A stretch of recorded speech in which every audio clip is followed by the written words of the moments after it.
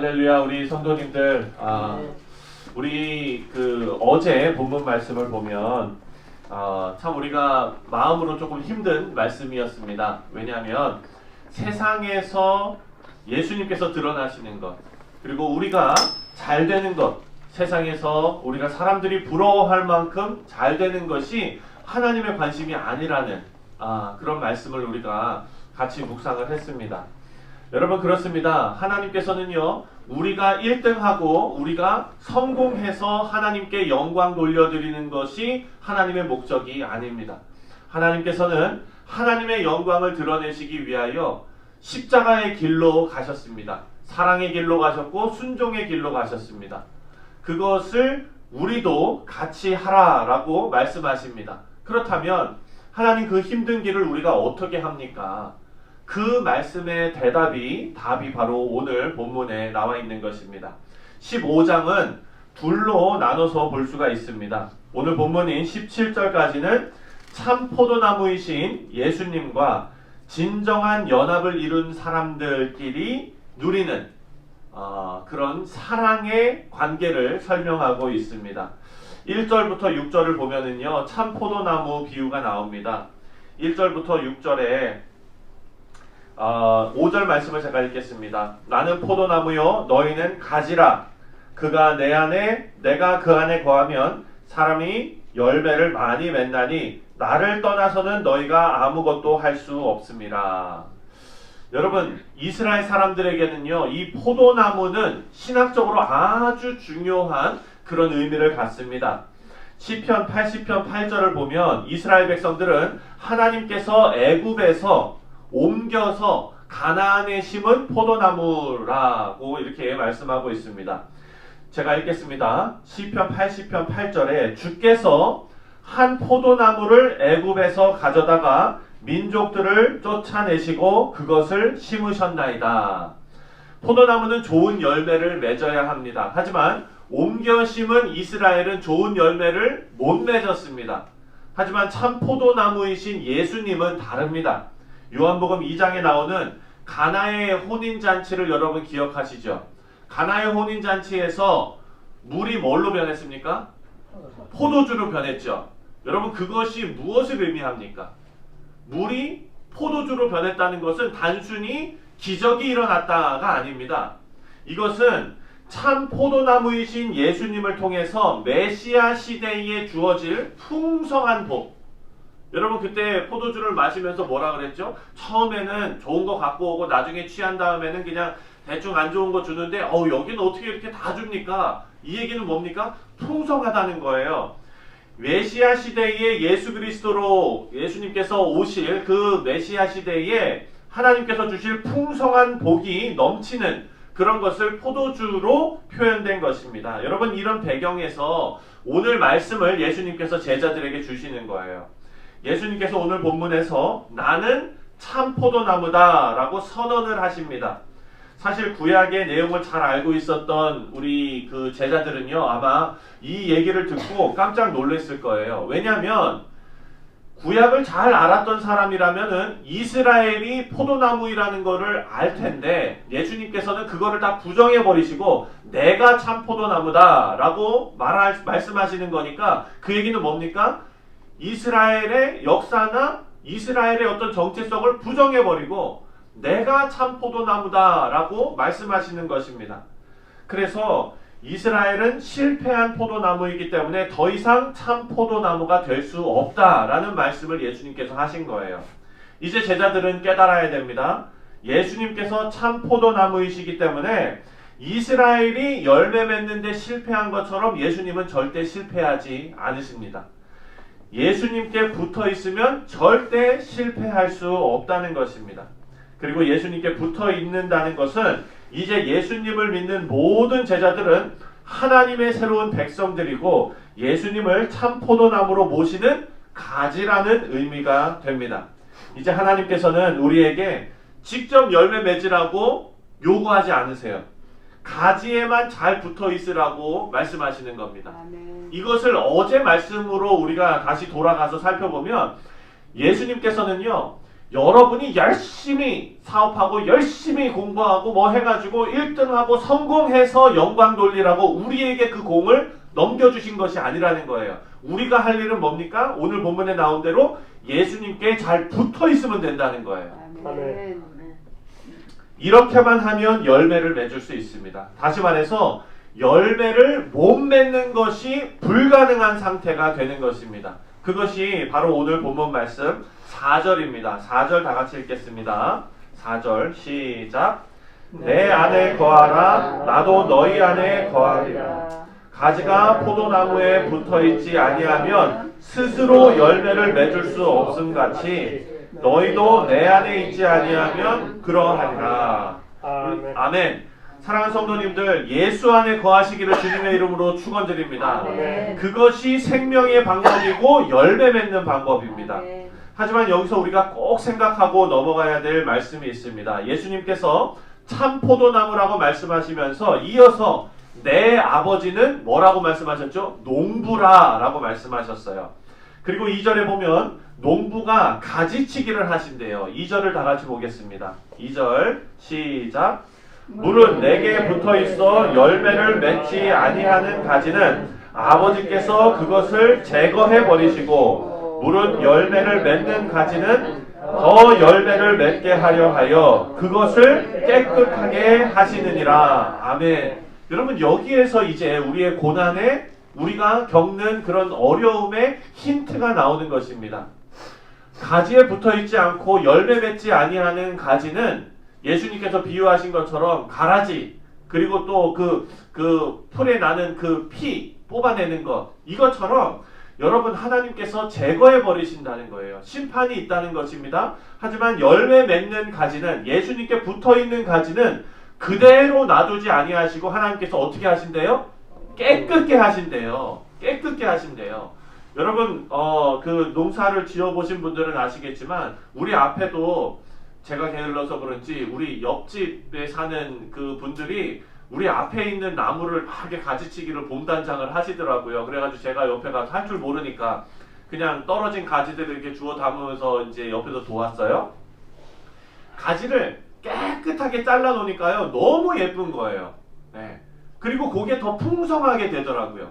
마찬가지로 우리의 삶에 어려움이나 고난이나 힘든 것들이 주어지는 것은요, 하나님께서 그 고난과 힘듦과 그리고 그 실망과 좌절을 통하여 상황을 변화시키시는 것이 아니라 누구를 변화시키는 겁니까? 나를 변화시키시는 거예요. 여러분, 이것이 우리에게 얼마나 큰 은혜인지 모릅니다. 왜냐하면 제가 이제 어제 주일날도 말씀드렸었고, 제가 여기서 우리 그 새벽 예배 때도 한번 얘기한 것 같아요. 제 친구가 저한테 가시 역할을 했던 친구가 있어요. 예. 중고등학교 때 그 친구가 예수는 안 믿는데 저한테 예수 믿는다고 얼마나 힘들게 하는지, 너 천국이 좋은데 왜 아직까지 살아있냐, 빨리 죽어서 천국 가지, 막 이런 친구였어요. 그 친구한테 할 말이 있는 거예요. 지금 이 말씀을 우리가 제대로 안다면. 왜냐? 우리는요, 예수 믿고 나서 빨리 죽어서 천국 가는 게 목적이 아닙니다. 물론 그것은 궁극적으로 하나님께서 우리를 데려가시는 일이지만, 우리에게 생명을 주시고 삶을 주셔서 이 뉴욕 땅에서 살게 하신 그 시간 동안에 우리의 역할이 있다는 거예요. 여러분, 그것이 뭡니까? 바로 어제 우리가 묵상했던 사랑과 순종의 길을 걸어가는 게 하나님께서 이 땅에 우리를 보내신, 지금 우리가 숨 쉬면서 살게 하신 목적이라는 것입니다. 그래서 하나님께서는 그 목적을 이루시기 위해서 나를 변화시키고 나를 성숙시키고 나를 하나님의 영광의 자리에 이르기까지 가지치기를 하시는 거예요. 깨끗하게 하시는 거예요. 아프죠? 나의 모난 부분이 잘려 나가는데 그게 왜 안 아프겠습니까? 하나님께서는 우리에게 공급해 주실 것은 다 공급해 주시는데 내가 내 욕심을 위해서 원하는 것은 주시지 않으십니다. 그것 때문에 잘려나가는 내 욕심이 아픈 겁니다. 그렇지만 그 과정이 우리에게 유익임을 여러분 믿으시기 바랍니다. 네. 그리고 3절 말씀에 보니까 3절 말씀 다 같이 읽겠습니다. 시작. 너희는 내가 일러준 말로 이미 깨끗하여졌으니. 아멘. 하나님께서 뭐라고 말씀하세요? 이미 깨끗하여졌대요. 내가 일러준 말로. 너희는 이미 깨끗해졌다고 말씀하십니다. 예수님께서 제자들에게 너희는 열매 맺는 가지이고 이미 깨끗해졌다고 말씀하시면서 이것은 13장에 나오는 예수님께서 제자들의 발을 씻기시는 장면을 설명을 하는 것입니다. 13장 10절에 제자들의 발을 씻기실 때에 베드로가 뭐라 그랬죠? 베드로는 참 극단적이에요. 그렇죠? 베드로가 예수님께서 발을 막 씻기려고 그러시니까 아우 예수님 하지 말라고 절대로 안 된다고 그러다가 예수님께서 이 발 씻기는 의미를 설명하시니까 이제는 뭐라 그랬어요? 예수님 저 목욕시켜 주세요. 그랬잖아요. 이 친구라고 하면 안 되죠. 이분은 참 극단적인 분이십니다. 그런데 예수님께서 그런 베드로에게 대답하십니다. 예수께서 이르시되 이미 목욕한 자는 발밖에 씻을 필요가 없느니라. 온 몸이 깨끗하니라. 너희가 깨끗하나 다는 아니니라 하시니. 여기 보니까 이미 목욕한 자는 발밖에 씻을 필요가 없느니라 라고 말씀하세요. 여러분, 우리가 세상을 살아가면서 어려운 일 가운데 자꾸 쓰러지고 넘어지잖아요. 그때마다 여러분의 구원을 의심하시면 안 됩니다. 우리는 다 이미 목욕한 자들입니다. 그럼에도 불구하고 우리가 자꾸 더러워지죠. 네, 하나님 앞에 회개하면서 하나님과 교제하면서 나가는 거예요. 나를 깨끗게 하시고 나를 정케 하시고 그리고 나를 바른 길로 인도하시는 하나님 앞에 내가 하나님 앞에 죄를 고백하고 또 하나님께서 나를 씻기시고 또 다시 일으켜 세우셔가지고 우리를 또 걸어가게 용기를 주십니다. 가룟 유다와 같이 복음을 거부하는 자들은 잘라져 벌어지게 되지만 예수님께 붙어서 생명을 얻고 열매를 맺는 가지들은 오늘 말씀 3절에 나온 것처럼 내가 일러준 말, 다시 말해서 말씀으로 깨끗해졌다라고 말씀해 주십니다. 이제 예수 안에 거하는 은혜가 우리에게 주어진 것입니다. 하지만 이것은 동시에 하나님의 은혜로 참 포도나무의 가지가 된 우리가 예수님 안에 거하는 것이 바로 우리에게 주어진 책임이라는 의미가 되기도 합니다. 9절 말씀을 함께 읽겠습니다. 9절 다 같이 시작. 아버지께서 나를 사랑하신 것 같이 나도 너희를 사랑하였으니 나의 사랑 안에 거하라. 아멘. 예수 안에 거하는 것은 예수님의 사랑 안에 거하는 것입니다. 예수님의 사랑을 받은 상태를 유지하는 것입니다. 그것을 어떻게 하는지 예수님께서 직접 보여주셨는데 10절 말씀입니다. 10절 시작. 내가 아버지의 계명을 지켜 그의 사랑 안에 거하는 것 같이 너희도 내 계명을 지키면 내 사랑 안에 거하느니라. 아멘. 예수님께서 우리가 예수님의 사랑 안에 거하라고 말씀하셨는데 그 방법을 알려주시는데 예수님께서 아버지의 계명을 지켜서 하나님의 사랑 안에 거했다라고 말씀하시면서 우리도 똑같이 하라는 거예요. 우리도 예수님처럼 예수님 사랑 안에 거하는 상태가 되는 것은 하나님 말씀에 순종하면서 예수님 안에 있으면 예수님의 사랑을 체험할 수밖에 없게 된다는 의미입니다. 이 사랑을 체험하는데 예수님께서는 기도를 강조하십니다. 이렇게 설명하시는데 하나님의 사랑은 우리가 친구를 사랑하고 이를 위해서 우리가 기도하고 하나님의 응답을 받음으로써 열매 맺는 것을 알려주십니다. 16절을 다 같이 읽겠습니다. 16절 시작. 너희가 나를 택한 것이 아니요 내가 너희를 택하여 세웠나니 이는 너희로 가서 열매를 맺게 하고 또 너의 열매가 항상 있게 하여 내 이름으로 아버지께 무엇을 구하든지 다 받게 하려 함이라. 아멘. 이제 우리는 예수님의 이름으로 무엇을 구하든지 다 받게 해주신대요. 이것이 뭡니까? 기도의 힘이고 기도의 능력입니다. 단 우리는 예수 안에 있는 사람들입니다.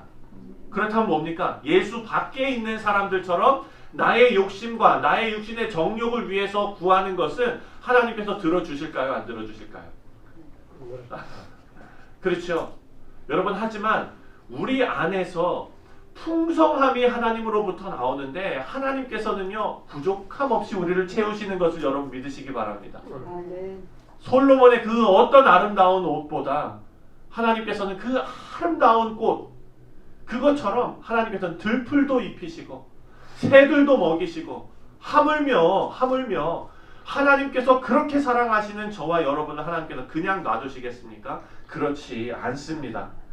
우리 사랑하는 성도님들, 하나님의 계명은 하나님 사랑 그리고 이웃 사랑입니다.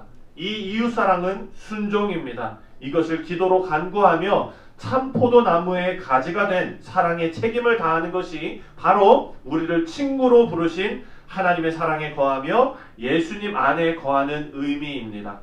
우리 주님 안에서 이런 복을 누리시며 또 하나님께서 우리를 친구로 부르신, 그리고 하나님의 계명을 따르도록 부르신 그 일에 충성을 다하시는 우리 사랑하는 성도님들 다 되시기를 주님의 이름으로 축원드립니다. 기도하겠습니다.